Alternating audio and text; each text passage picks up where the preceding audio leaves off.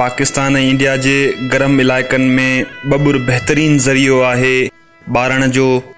Furniture में कुतुब ईंदड़ काठ जो, चौपाए माल जे चारे समेत दवाउनि ऐं रंग में इस्तेमालु थींदड़ केमिकल ऐं माखीअ जो पिणु वॾो ज़रियो आहे। हे वणु बेहद ख़ुश्क जॻह ऐं कलराठी ज़मीन ते बि थी वेंदो आहे। सिंध जो ही वणु तक़रीबन 20 मीटर डिघो थिए थो। मुख़्तलिफ़ ज़मीननि जी नौइयत जे हिसाब सां हिन वण जी उभी या छटीअ नुमा छांव थींदी आहे ऐं हे सुञातो वञे थो पंहिंजे नंढड़नि पीलनि ख़ुशबूदार गुलनि, नंढड़नि ऐं सन्हनि पननि, पापड़नि ऐं ड्रिघनि कंडनि सां। ऊन्हारे जी मौसम में ही वणु ढकियल रहे थो पननि सां ऐं हिकु सुठी छांव ॾिए थो माण्हुनि ऐं जानवरनि खे।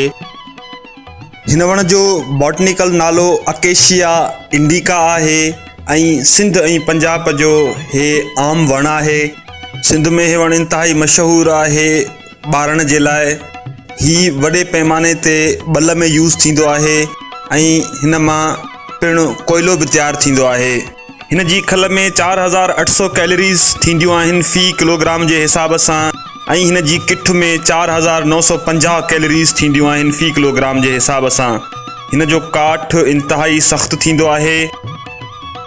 हे वणु छुॼे पाणीअ जे वाहन ऐं कड़ियुनि जे भरिसां सुठी तरक़ी कंदो आहे ऐं हिकु साल में तक़रीबन 2 खां 3 मीटर ताईं डिघो थींदो आहे। 6 सालनि में ही वणु बिल्कुलु कटाईअ लाइ तयारु थी वेंदो आहे। हिन जे काठ जी हिकिड़ी इंतिहाई ख़ूबसूरत ख़ासियत इहा आहे त उन में उॾही न लॻंदी आहे ऐं उहो सेक या पाणीअ ते बि ख़राबु न थींदो आहे।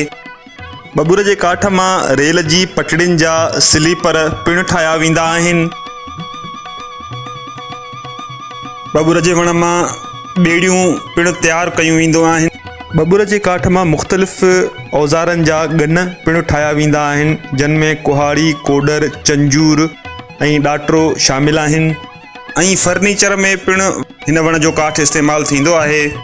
हिन वण जूं सायूं लामूं ऐं पापड़ चौपाए माल जो मुख्य चारो पिणु आहे सिंध में। सिंध जे बेहद ख़ुश्क इलाइक़नि में ही वणु मुख्य ज़रियो आहे ख़ुराक जो बकरियुनि ऐं रिढनि जे लाइ। हिन जे पापड़नि में 15% क्रूड प्रोटीन थींदी आहे। हिन जे पापड़ में 12 खां 20% ट्रेनन केमिकल थींदो आहे, जेको सनतुनि में कपिड़े ऐं चमड़े खे रंगण जे कमु ईंदो आहे, जंहिंमां दवाऊं पिणु तयारु थींदियूं आहिनि। ही वणु इंतिहाई सख़्तु गर्मी पद बर्दाश्त कंदो आहे, पर जॾहिं ही नंढो वणु हूंदो आहे तॾहिं सर्दी घटि बर्दाश्त करे सघंदो आहे। हूअं त बबूर ख़ुश्कीअ जो वणु आहे, पर सिंध में ईंदड़ सैलाबनि में कई महीना हे गुज़ारे वेंदो आहे। हिन जी पैदावार मुख़्तलिफ़ ज़मीननि ते थी वेंदी आहे। लटाई ज़मीन ते हे वणु तमामु सुठी तरक़ी कंदो आहे।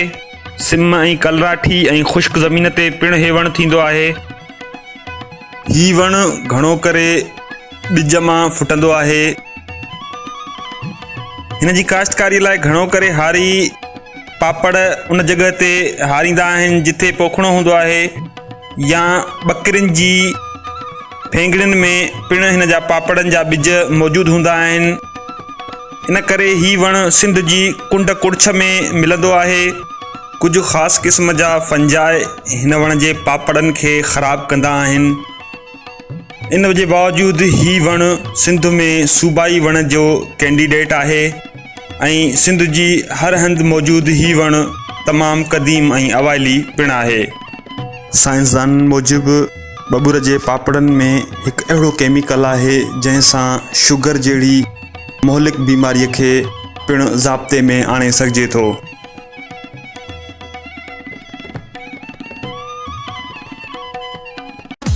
दोस्तों, अगरि तव्हांखे ही मुंहिंजो वीडियो पसंदि आयो आहे त प्लीज़ फेसबुक ते लाइक ज़रूरु कंदा ऐं वधि खां वधि शेयर कंदा पंहिंजे दोस्तनि में।